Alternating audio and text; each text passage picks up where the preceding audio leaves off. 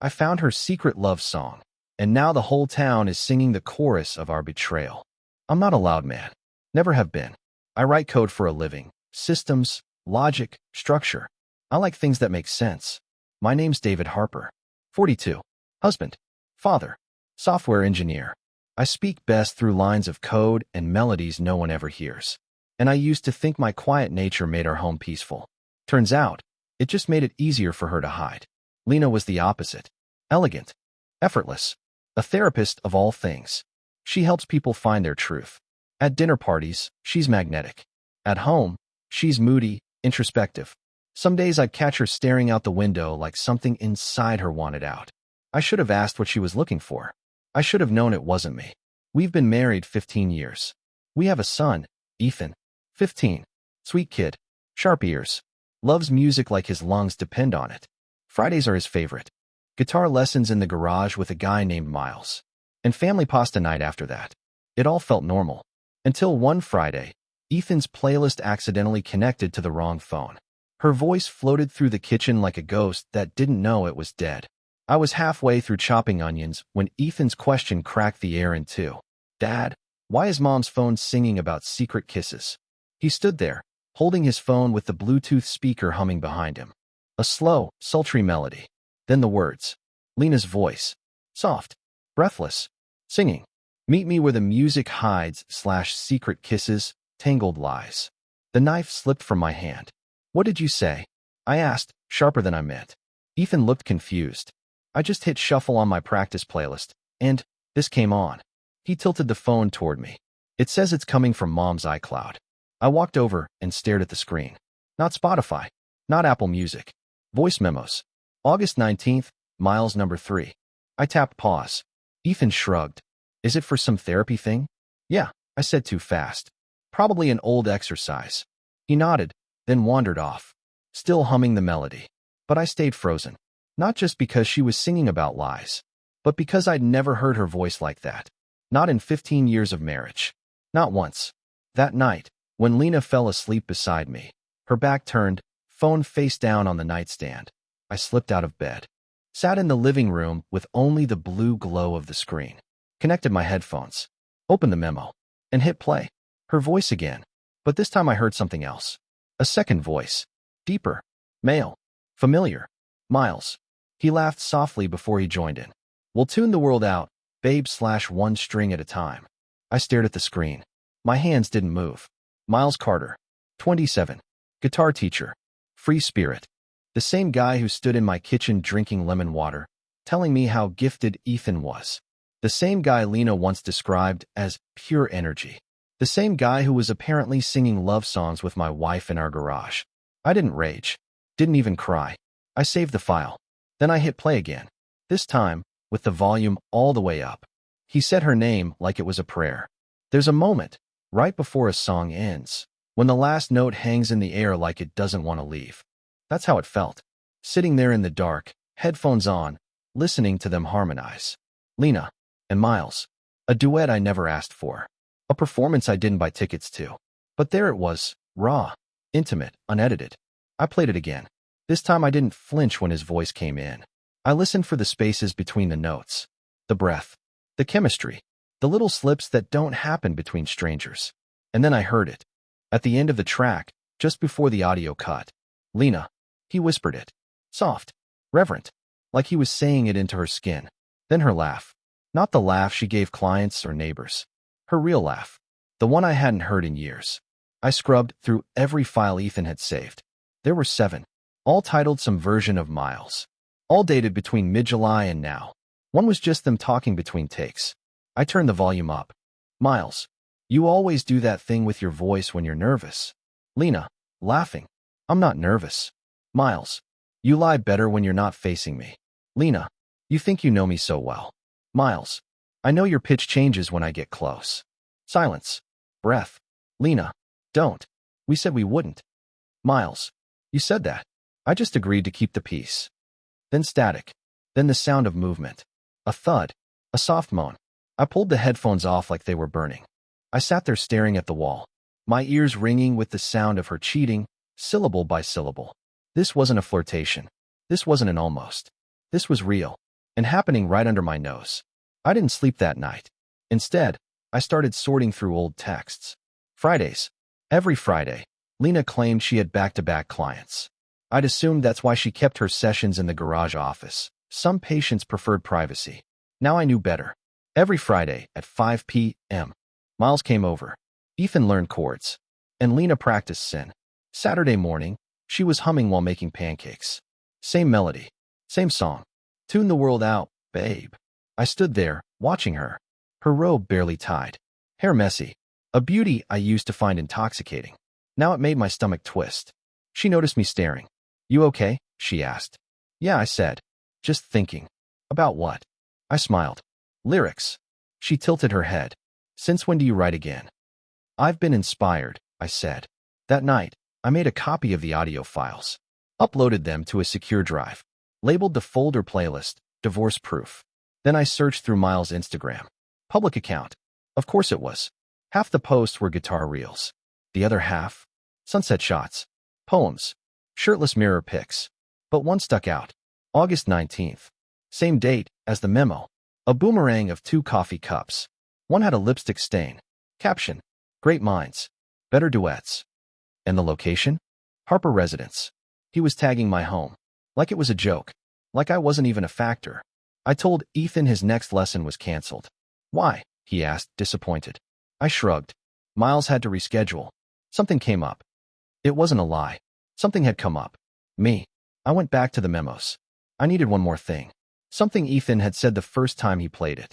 Why is Mom's phone singing? Not her computer. Her phone. Which meant those recordings weren't meant to be heard. They were sent. Maybe to him. Maybe from him. I checked her cloud backups. It took me 10 minutes to bypass her password. She used Ethan's birthday. Classic therapist move. Sentimental but predictable. Inside her backups. Photos, memos, and a folder labeled private. Hidden in the Files app. Not even on the home screen. Inside that folder? 4 voice notes. 3 were songs. 1 was just her voice. Miles. I can't stop thinking about yesterday. About you. About how alive I feel when you touch me. I know it's wrong, but when I'm with you, it doesn't feel like it. Click. I sat back. Air knocked clean out of me. This wasn't a slip. This wasn't confusion. This was betrayal, deliberate and rehearsed. And for the first time in weeks, I felt something close to clarity. I opened my calendar. Scrolled to Friday. There it was. 5 p.m. Ethan lesson M. Same as every week. I clicked it. Changed it to Stage 1. Then I cleared my own calendar. Made damn sure I'd be home early. She kissed him in our garage, like it was normal. You ever watch someone you love from the outside? Like you're a stranger? Like you're witnessing someone else's life? That's what Friday felt like. I came home early. Said I was finishing up a work project in the bedroom. Lena barely looked up from her phone when I walked past her. Miles was already in the garage, tuning Ethan's guitar like he lived here. Ethan was upstairs, earbuds in, watching some breakdown of John Mayer solos. He didn't know that the real performance was about to begin. I'd installed the camera the day before. Tiny thing. Nest cam. Tucked into the top corner, near the rafters. Motion activated. HD audio included. I tested it twice. Made sure the angle covered the whole garage. Especially the couch. Yes, we had a couch in there. Lena called it her client comfort space. Now I know what kind of comfort she meant. For 59 p.m. Lena walked in wearing that soft gray sweater. The one that always slipped off her shoulder like it had somewhere better to be. She brought him coffee. Smiled like they shared a secret. I sat in our bedroom, watching it all unfold on my laptop. At first, they did what you'd expect. Some light banter, a few chords, a shared laugh. But around minute 6, she moved to the couch. He followed. Guitar still in hand, but she set it aside. Then her hand touched his thigh. That was the moment everything changed. She kissed him first. Like it wasn't the first time. Like she knew exactly how he'd respond. And he did. Like a man who had every reason to believe he belonged there. Her fingers curled into his hair. His hands were on her waist. I watched my wife press her body against another man like I was watching surveillance footage from a crime scene. Because that's exactly what it was. Murder. Of trust. Of us. They pulled apart eventually. Not because they felt guilty. Because they were laughing. At a joke I couldn't hear at first. I turned the volume up. Lena. If he knew we recorded over Ethan's take, he'd lose it. Miles. He doesn't listen. He's too busy playing tech god upstairs. Lena. Still. I feel kind of bad. Miles. You'll feel worse when I write a song about this couch. They both laughed. Then she said something I'll never forget. Lena. He just stopped noticing me. You never did. I stared at the screen. Not blinking. Not breathing. They sat there like they'd won something. Like love was a game, and I didn't even make the playoffs. Later that evening, Lena made spaghetti. Called Ethan down. Poured me wine like nothing had happened. I asked her how the session went. Productive, she said. Miles is really helping him come out of his shell. I nodded. Took a sip. Let the lie sit between us like spoiled food. When Ethan went upstairs, I took her plate to the sink. Hey, I said casually. Can I see that new track you guys were working on? The one from last week. She froze for half a second. Just long enough. Oh, she said. I think I accidentally deleted it. Shame, I said. Ethan seemed really into it. Yeah, she muttered, busying herself with the wine cork. It's been a long week. I watched her from across the room. And for the first time in 15 years, I saw her for what she really was. A woman who could look you in the eye and lie with a smile. That night, I downloaded the footage. Clipped the key scene. Cropped it tight. Labeled the file. Lesson_3_ confirmed. Then I opened a new doc. Title. She kisses lies into his neck. Because sometimes revenge doesn't scream. Sometimes it sings. You're my stability, she told me that night. She said it with her head on my chest. Right after we'd put Ethan to bed. Right after I turned off the camera in the garage and pretended not to know what betrayal smelled like. You're my stability, she whispered, tracing circles on my shirt. I could hear the echo of her voice from earlier that day. Her real voice. The one she gave to him. He just stopped noticing me. I swallowed hard. Pressed a kiss to her forehead. I'm glad, I said. And for the first time in my life, I knew how easy it was to lie. The next morning, I made her coffee just the way she liked it. Oat milk. Cinnamon. 2 sugars. She smiled. You're sweet. I smiled back. Inside, I was drafting blueprints. Not for forgiveness. For revenge. That afternoon, I sat in the garage after they left. Guitar still warm from Miles' hands. Couch still crooked from where they tangled limbs. I picked up Ethan's practice notebook. Flipped past the chord sketches until I found the margins. He'd drawn lyrics. His own. Simple, raw lines. I want to write something that makes people stop breathing. I stared at it for a long time. And then I started writing again. I used to write songs before life got heavy. Before diapers and bills, and I'm just tired, David. Back then, music was where I went to feel like myself. Now it was where I went to burn everything to the ground. It started with one line. She kisses lies into his neck. Then it poured out. Verse after verse. Not angry. Not loud. Just truth. Layered in melody. I didn't even need to say her name. The details did that for me. She used to tell me I was too passive. Too quiet. Not expressive enough. She married a safe man, then chased storms. Well, here's the forecast. That night, I cooked dinner. Stir fry. She came in late. Said her last session ran over. Hair tousled. Lips a little too flushed. I didn't say a word. Just kissed her on the cheek. Asked about her day. She lit up. Gave me a rundown of a client's breakthrough. I nodded in all the right places. Even helped her rinse the dishes afterward. Because I'm a good husband. The kind of man you don't see coming. When she went upstairs, I opened my laptop. Saved the lyrics. Recorded a rough demo. Just vocals and an acoustic loop. I didn't touch up the mix. Didn't need to. It was beautiful in the way bleeding is beautiful when it's honest. Ethan knocked on the door. Hey, Dad, what's that? I minimized the track. Just messing around. He tilted his head. That was really good. Thanks, bud. You should sign up for open mic night next week. Mrs. Gray said there's still spots. I paused. That night. That stage. In front of everyone. A public confessional. Perfect. You know what? I said. Maybe I will. Ethan grinned. Yes. Mom's doing a duet, too. It'd be so cool if both of you played. My heart stopped. What? Yeah, he said, grabbing an apple. She signed up with Miles. They're doing something original. He bit into the apple like he hadn't just detonated a nuclear bomb. Night, Dad. After he left, I sat there. Alone. With the sound of 2 betrayals harmonizing in my ears. I reopened my demo. Listened to the chorus. While I coded dreams, she rehearsed moans. I wasn't done. Not yet. My heartbreak had a rhythm, and it sounded like revenge. The night I finished the song, something inside me died.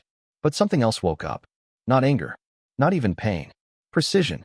The kind of clarity you only get after watching the person you love wrap their arms around someone else and call it music. I played the song back from the top. Verse 1. Pre-chorus. Then the hook that made me stop breathing. While I coded dreams, she rehearsed moans. On a couch we bought with shared loans. Simple. Sharp. No names. But anyone listening? Anyone who knew us? They'd hear it. I titled it Clean Strings. Not because it sounded nice, but because that's what I wanted when this was over. A clean break. Cut chords. No more duets. The next morning, I dropped Ethan at school. He was humming. Again. Not my melody. Theirs. Meet me where the music hides. I almost said something. Almost told him what his mother really meant by private sessions. But I held back. He didn't need to know yet. Not until it all came crashing down in the most poetic way possible. After school drop-off, I took a detour. Downtown. To the little cafe that hosted open mic night. The sign-up sheet was still taped to the wall. Most names were scrawled like afterthoughts. Students, dreamers, bored parents. Then I saw it. Number 12, Lena Harper and Miles Carter. Unspoken Things, original duet. I added mine just above them. Number 11, David Harper, Clean Strings. The host glanced at me. You sure you want to go before a duet? Dead sure. I walked out into the sunlight with the kind of focus I hadn't felt in years. This wasn't going to be some messy confrontation. No screaming. No demands. Just a stage. A microphone. And lyrics sharp enough to slice open the truth. Back home, Lena was folding laundry like she hadn't been singing her sins on tape just days ago. You're in a good mood, she said, smiling. I kissed her on the cheek. I signed up for open mic night. She blinked. You? Seriously? Thought I'd surprise you. She looked almost touched. That's amazing, babe. Ethan will love it. It'll be such a special night. I held her gaze for a second too long. Yeah, I said. A night to remember. That evening, I watched her edit their demo. Her fingers hovered over Miles' vocals, trimming and tweaking like she was polishing a diamond. She didn't know I'd already exported a private copy. I watched her add a new layer to the track. Her voice over his, whispering. This song isn't about anyone you know. She turned toward me suddenly. You think we should invite friends? Make it a thing? I nodded. Yeah, invite everyone. They were singing about each other, right in front of me. The night of open mic arrived like a storm pretending to be calm. String lights dangled from the ceiling of that little artsy cafe downtown, casting golden halos over mismatched chairs and overconfident first-time poets. The crowd was bigger than usual, probably because someone had told their entire friend group it was going to be a special performance. That someone being my wife. Lena had worn the blue dress, the one she hadn't touched in months, the one I always told her made her look like music. She didn't wear it for me. Miles showed up 10 minutes late, all denim and leather and fake modesty. He hugged Ethan like he was a big brother instead of the man gutting our family from the inside. Then he hugged Lena, longer than he should have. She pulled away quickly, glancing at me. I smiled and raised my coffee. Ready for your duet? I asked. She nodded, nervous, but in a good way. I looked at Miles. You? He smirked. I live for this. Of course you do. Ethan sat between us, blissfully unaware. To him, this was just another arts night. His mom, his guitar teacher, and now, even his dad, performing live. A family memory in the making. He had no idea it was about to become a headline. When the host called their names, Lena Harper and Miles Carter, performing Unspoken Things. Half the room leaned forward in anticipation. She stepped onto the stage like she'd done it 1,000 times. He adjusted the mic, strummed the opening chord, and nodded at her like they were sharing something sacred. And then they began. It was a love song. Not subtle, not clever. Exposed. You said I was your safe escape. I said you were a risk I'd always take. The crowd swayed, oblivious. But I didn't watch the stage. I watched the audience. My neighbor leaned in, whispering to his wife. Her sister blinked, surprised. Miles' fiancé. Yes, fiancé. Watched them with a curious smile, not yet decoding the lyrics. I never meant to fall so fast. But silence pulled us close at last. At the bridge, Lena closed her eyes, mouth trembling slightly. Not from nerves. From truth. She was confessing. In front of our son. In front of her sister. In front of the woman Miles was engaged to. all wrapped in melody, all wrapped in that damn dress. I didn't flinch. I just recorded the entire thing. Front row, iPhone steady, because that moment, that song, was about to become evidence. They finished to polite applause. A few cheers, some claps that lingered. Miles bowed. Lena laughed too brightly. They walked off stage like they'd just pulled off a magic trick. But the real show hadn't started yet. The host grabbed the mic. Next up, someone new to our lineup. David Harper, performing Clean Strings. Lena turned sharply. What?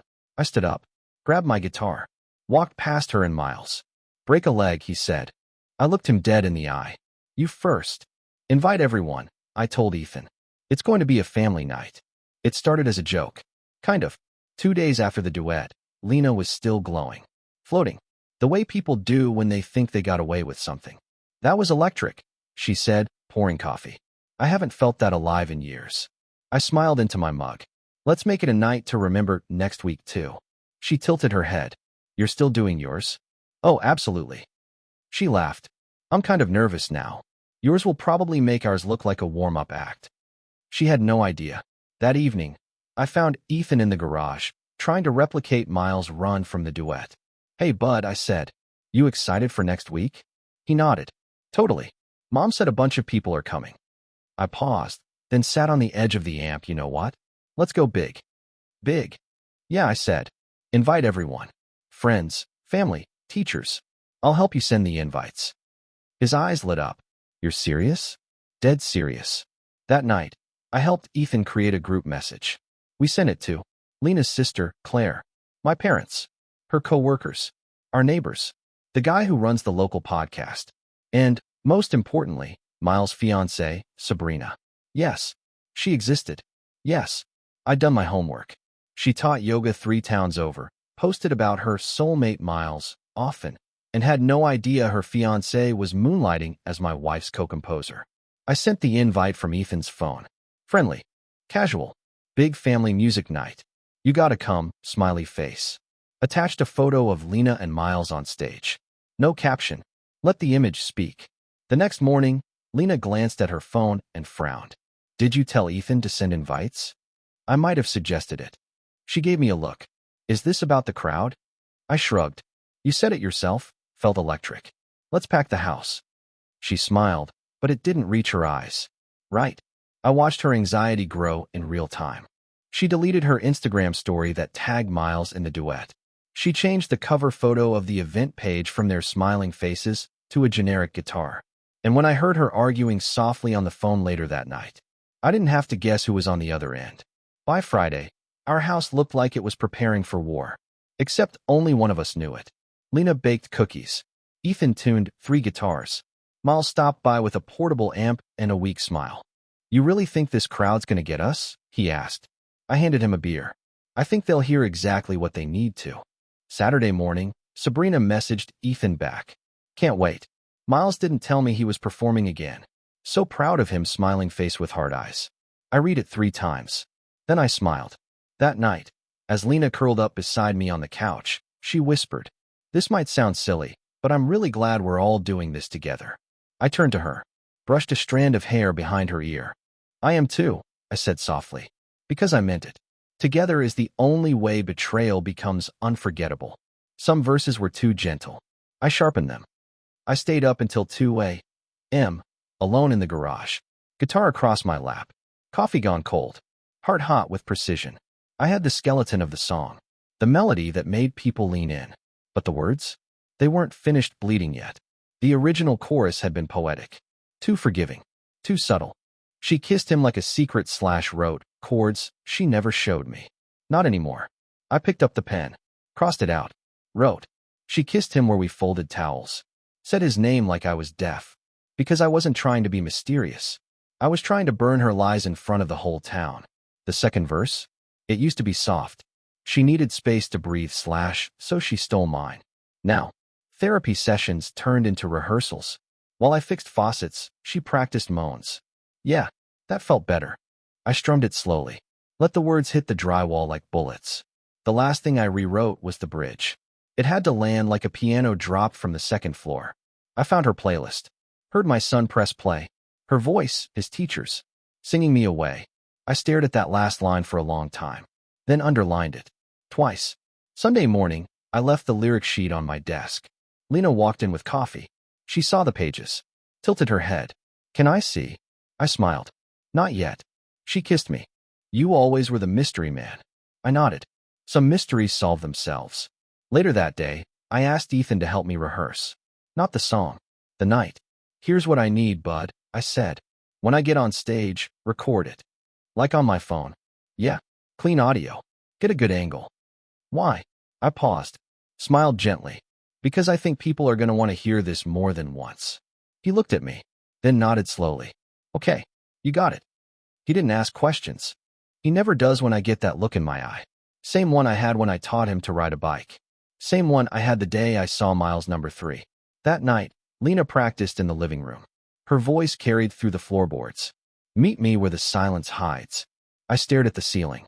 Imagined the room below. Her face tilted up. Eyes closed. Miles' ghost beside her. I pressed play on my demo. Let my chorus drown her out. The last line I added came just before the final strum. I whispered it into the mic, barely audible. But I knew the room would go still for it. And our son pressed play. Because that's where it started. And that's where it ends. You sure you want to go first? The host asked. I nodded. Because first means control. First means no distractions. First means they have to sit through me before they get a chance to smile for the camera. The cafe was buzzing by 6. Ethan was already there, setting up his phone on a tripod like we planned. He didn't know why I wanted the perfect angle. He just wanted to help his dad look cool for once. You nervous? He asked. A little. Don't worry, he grinned. You're gonna crush it. He had no idea. People started pouring in. Claire, Lena's sister. Her therapist friends. My old co-worker from the tech firm. Even the barista from down the street who Lena used to flirt with for free oat milk. Then Miles walked in hand with Sabrina. Yep. She came. Radiant. Clueless. Supportive. The kind of woman who says things like healing energy and means it. Lena's face froze when she saw her. Just for a second. Then she turned to me, eyes wide. Did you tell her? Who? She blinked. Sabrina. Oh, Ethan invited her, remember? I sipped my coffee. You said we should make it a night to remember. The host walked up with the sign-up sheet. You're on first, she said. Still good. I nodded. More than good. I walked to the back corner, where my guitar waited like a loaded weapon. Lena followed me, nervous energy pulsing. You sure this is the right order? We were going to do something upbeat. It's perfect, I said, adjusting the strap. She hesitated. What's your song about? I looked her dead in the eye. Truth. Miles walked past, tuning his guitar with one hand, holding Sabrina's with the other. He gave me a nod. I returned it. Just enough. Not too much. Let him think I was still asleep. Ethan gave me a thumbs up from the front row. Camera rolling. Audience buzzing. Lena and Miles mid-snack. Sabrina sipping wine. And me, walking on stage with her old guitar. The one she forgot was still tuned to D minor. Fitting. The mic creaked as I sat down. I didn't speak. I just strummed once. Let it ring. Then, she said she needed time alone, but her hands were never empty. The first chord landed like a drop of ink in water. Small. Soft. Spreading fast. You could feel the shift in the room. That moment when the crowd realizes this isn't just another song. This is something else. Something personal. She said she needed time alone, but her hands were never empty. Said she was searching for herself, but kept his guitar plenty handy. I didn't look at her yet. Not yet. I stared into the lights. Kept my face calm. Voice steady. Like I wasn't singing about my own house burning down. The couch still smells like secrets. The frets still hum with heat. They made music in our silence, while our son played at their feet. Gasps. A few. Just soft enough to register. I let the last line linger. Hung there like a noose. I looked up. Caught her. Lena. Frozen. Eyes locked on me. Like I'd started speaking a language only she and I understood. Which, in a way, I had. Claire turned toward her, eyes narrowing. Sabrina tilted her head, confused. Ethan looked at me like I'd just grown wings. I strummed again. Let it breathe. She told me I was her calm place. A quiet man with gentle hands. While she chased thunder in the basement. And kissed storms she didn't understand. I watched Miles shift in his seat. Like the lyrics were crawling up his back. He knew. Right then. He knew I knew. And more importantly, that everyone else would soon know too. Sabrina touched his arm. Miles, what's he singing about? He didn't answer. Didn't breathe. Lena reached for her water glass. Missed. Knocked it sideways. It spilled across the table like her control. I kept going. She wore loyalty like perfume. Something that faded fast. Said she still loved me deeply. Just not like she used to in the past. The air turned to glass. Sharp. Fragile. Reflective. Everyone started to look. Not at me. At them. Then the chorus hit. So, I write what I can't scream. Sing what I can't say. While she composes lies in harmony. And hides the track away. I paused. Just enough. Then whispered. Until our son pressed play. Sabrina's mouth opened. Just a crack. Miles turned pale. Lena? She looked like she'd been unplugged from reality. Like every lyric was a scalpel. I wasn't done. Not yet. I still had the second verse to go. And the names? They were coming next. While I coded dreams, you rehearsed moans. I didn't stop. Didn't slow down. Just let the next verse hit them like the first hadn't even warmed up. While I coded dreams, you rehearsed moans. Turned therapy breaks into borrowed homes. Said you needed silence, but found a song. In the arms of a boy who didn't belong. The cafe went still. No clinks of mugs. No rustle of jackets. Just the sound of everyone remembering their own betrayals. And realizing they were watching one unravel live. Claire looked sick. Her husband whispered something. And she shook her head like she couldn't believe it. Miles shifted in his seat again. Sabrina moved her hand off his leg. And Lena? She stood up. Knocked her chair back. Didn't even notice. Started walking. But Ethan, God bless him. Ethan stood up too. And stepped in front of her. Don't, he said, voice low. This is his turn. She froze. Not because he stopped her. But because it was him. Her son. The one she'd always claimed she was protecting. The one who had heard her voice where it didn't belong. I kept going. I taught our son to tune a string. You taught him silence was the price of truth. You wrapped your lies in melodies. And played them under our own roof. A woman near the door whispered, Oh my God. Someone else said, Is this real? I looked at Miles. He couldn't hold my gaze. His arm around Sabrina was gone. His hands were in his lap. His face drained. She leaned over, her voice slicing the room. Miles, is this about you? He didn't answer. Didn't need to. His silence was louder than any lyric I could write. Lena sat back down. Slowly. Defeated. Ethan returned to his seat beside her. Didn't say a word. Didn't look at her. His jaw clenched like he was holding back an earthquake.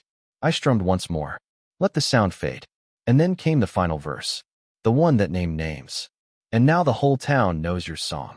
I let the silence settle. That brutal, heavy pause. The kind that usually comes after something breaks. Glass. A heart. A home. But I wasn't done. I leaned in. Spoke it. Didn't sing. Let every word land like it belonged in a courtroom instead of a cafe.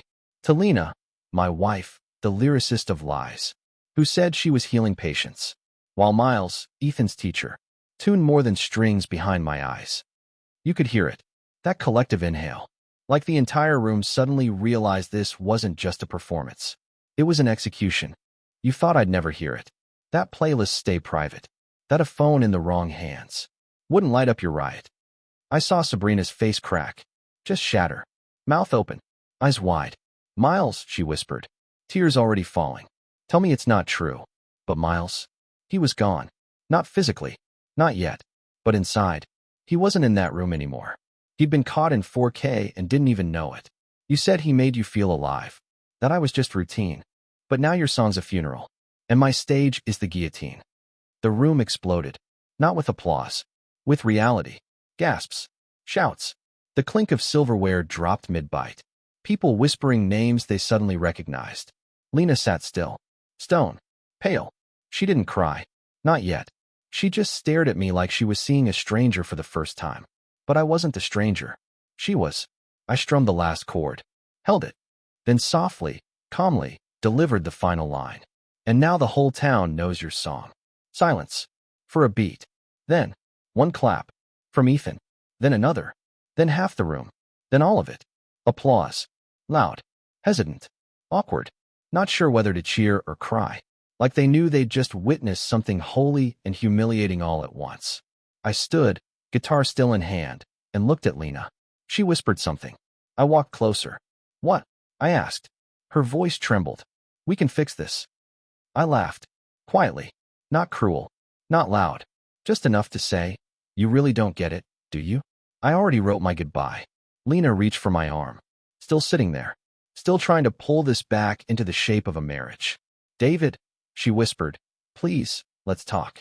We can go home. We can. I shook my head. Not angry. Not bitter. Just done. I already wrote my goodbye, I said, pulling a folded envelope from my guitar case. Divorce papers. Signed. Dated. Prepared 3 days ago. She took it with both hands like it might fall apart if she held it too tightly. Like it wasn't already her doing the falling. Her lips parted, but no sound came. I didn't need any.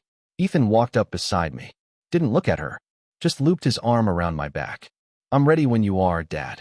And that was it. We walked out. Past Claire, still frozen in shock. Past Sabrina, who stood in the doorway with mascara streaked and an unread text from Miles on her lock screen. Past the cafe full of people suddenly pretending to check their phones. Pretending they hadn't just witnessed the final scene of a marriage disintegrating in 4/4 time. Outside, the air was crisp. Quiet. The kind of quiet that feels earned. Ethan looked up at me. You okay? I nodded. You? He smiled, sad but sure. I always liked your songs. Just didn't know they were about real stuff. I laughed through the ache. They're all about real stuff. The good ones, anyway. My phone buzzed. A notification from YouTube. Your video is now live. Ethan had uploaded it on the way out. Titled it, The Silent Playlist. A song for the ones who got lied to. I looked at him. He just shrugged. You said people needed to hear it. By the time we got home, it had 4,000 views. By morning, it'd have 500,000. Man exposes cheating wife through song, trends worldwide. By noon, I wasn't just David Harper, software engineer. I was David Harper, betrayed balladeer. David Harper, the acoustic avenger. David Harper, that guy with the song. News outlets ran the story under every headline imaginable. Open mic turns explosive as husband outs wife's affair in live performance. Clean Strings, the divorce anthem that has half the country cheering. Spotify win. Clips spread across TikTok like wildfire. That final verse. To Lena, my wife, the lyricist of lies, got turned into a trending audio. People were lip-syncing their own betrayal stories to my voice. Someone even made a slowed-down remix with rainfall in the background. I didn't answer my phone for 3 days. Lena called twice. Left one voicemail. David, please. This is getting out of control. Can we talk? Not for us, for Ethan. Then she texted me a voice memo. That was new. I sat on the porch, headphones in, and pressed play. Her voice came through, wrecked. Not sultry. Not smug. Just broken. I don't know what I was thinking. Or maybe I do. Maybe I was chasing a version of myself I thought I'd lost. But I never stopped loving you. I need you to know that. Even if you hate me. I miss our mornings. You're quiet. The way you always knew when to hold me without asking. I'm sorry, David. I'm so goddamn sorry. She sniffled. I don't expect forgiveness. I just wanted you to hear me one more time. Not through a camera. Or a crowd. Just me. Click. I stared out at the street. People walked by, some nodding at me like they knew. One guy gave me a thumbs up. You're the Clean Strings guy, right? I nodded once. He smiled. Hell of a song, man. I opened the app. Deleted the voice memo. Didn't save it. Didn't forward it. Didn't need to. Instead, I opened my DAW. Started a new track. Clean acoustic. No loops. No harmonies. Just me. Titled it, Clean Strings, Final Cut. New chorus. You can keep your whispers, your verses of shame. I found my silence. It's louder than your name. When I uploaded it, I added one sentence in the caption. I hope your next chorus is honest. Miles lost 4 students the next day. His fiancée? She was gone within hours of the video drop. Lena's practice took a hit. Some clients ghosted. Others asked too many questions. She posted something vague on Instagram about accountability and healing. I didn't like it. Didn't comment. Didn't care. Because I had something else now. Peace. And a blank notebook. I hope your next chorus is honest. The first time I stepped on stage, I was shaking. Heart racing. Lips dry. Fingers stiff. This time, I felt calm. Not the fake kind, the real kind. The kind you earn after walking through fire and not looking back to check if your skin's still smoking. A month had passed. The video? Over 12 million views. Translated into Portuguese by some dude in Brazil. sampled by a DJ in Berlin, used in a podcast about emotional resilience. I'd been asked to play it live on a grief-themed episode of Tiny Desk. Still deciding. Ethan and I were better. We went camping last weekend. He played guitar by the fire, asked me to teach him that minor chord I always use in sad songs. Is it always going to hurt a little? He asked. Yeah, I said. But it hurts less when you turn it into something. Lena texted twice last week. Wants to ask if we could talk. Wants to say she'd started writing again. I never replied. Some music's better left unheard. Tonight, the mic felt different in my hand. Cool. Grounded. I strummed a chord. Not the old one. Not clean strings. Something new. Brighter. A little messy. A little free. She wrote love like a riddle. I answered with a flame. She played pretend in private. I set the stage, said her name. I smiled as I sang. Not bitter. Just clear. The new song ended on a soft chord. No burn. No blade. Just closure. The kind that doesn't need applause to feel finished. Backstage, I opened my phone. Went to the folder I'd named Playlist, Divorce Proof. Held my finger on it. Pressed delete. It asked, are you sure? I was. No backups. No replays. Just clean strings. And an open road.